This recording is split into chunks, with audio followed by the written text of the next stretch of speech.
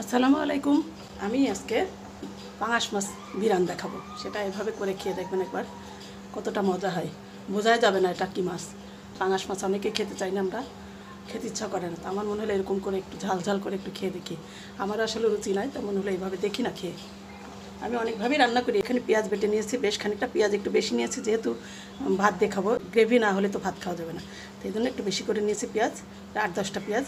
এভাবে আদা বাটা করে নিয়েছি। একদম মিহি করা যাবে না, মিহি করলে কিন্তু এটা ভালো লাগে না। রসুনটাও ঠিক এভাবে আদা বাটা করে নিয়েছি। মরিচটাও ঠিক একইভাবে আদা বাটা করে নিয়েছি। মরিচ যে যেমন পছন্দ করেন সেভাবে মরিচ দিবেন, কারণ আমি ঝাল কম খাই, আমি ঝাল কম দিয়েছি। তবে বেশি দিলে কালারটা অনেক সুন্দর হয়। আর এখানে আমি একটু আদা বাটা নিয়ে নিয়েছি, সেটাও এখানে দিয়ে দিলাম। আদা বাটাটা দিচ্ছি এই জন্য, পাঙাশ মাছ এই জন্য। অন্য মাছ হলে আদা বাটা দেওয়ার কোনো দরকার হয় না। পাঙাশে একটু দিলে যে একটা গন্ধ আছে ওটা কম হয়, গন্ধটা পাওয়া যায় কম। আর একটু জিরা দিয়ে দিলাম এর মধ্যে। জিরাটা মিহি গুঁড়া, আদাটাও মিহি বাটা, কিন্তু এগুলো প্রত্যেকটা আদা বাটা। হলুদ দিয়ে দিলাম, আদা চা চামচের মতো দিলাম। লবণ পরিমাণ মতো দিয়ে দিলাম। আর এটা একটু ঝাল ঝাল হলেই ভালো লাগে। এই মশলাটা আমি একটু মাখিয়ে নেব। এগুলা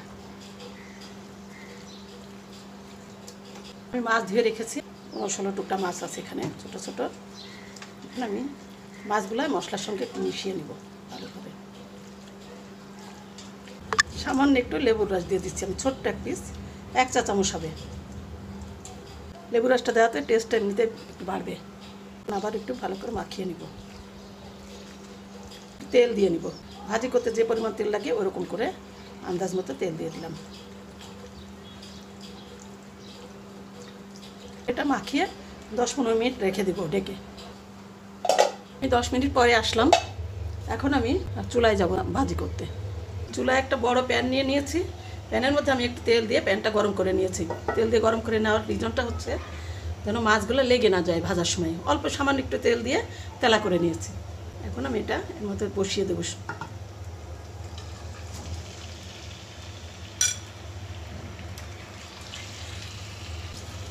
এটা সরিষার তেল দিয়ে করলেও অনেক টেস্ট হয়, তা আমি রান্নার তেল দিয়ে করেছি। এভাবে বিছিয়ে আমি চুলাটা লো হিটে দিয়ে আস্তে আস্তে উল্টে ভেজে নিব। চুলা যদি বেশি দিই তাহলে মশলা পুড়ে যাবে, মাছ কাঁচা থাকবে। 2-3 মিনিট পর এখন উল্টিয়ে দেবো। যে মাছ থেকে আমার যে পানিটা বেরিয়েছে, ওই পানিতে আমার মাছটা সিদ্ধ হয়ে যাবে। আমি খুব সাবধানে একটু উল্টে দিব। মশলাটা একদম ভাজা করে লাল করে নিতে হবে পেঁয়াজটা।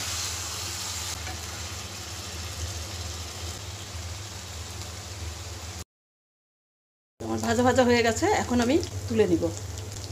ঠিক এরকম হবে, ভাজতে ভাজতে মাছগুলো লাল হয়ে যাবে আর পেঁয়াজগুলো এরকম ভাজা হয়ে যাবে, তখন নামিয়ে নিতে হবে। এখন আমি তুলে নিচ্ছি।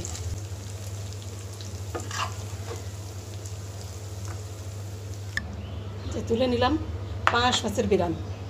খেতে খুবই টেস্ট হয়। পাঙাশ যারা খান না তারা একবার অন্তত ট্রাই করে দেখবেন। সবাই ভালো থাকবেন। ফি আমানিল্লাহ। আল্লাহ হাফেজ।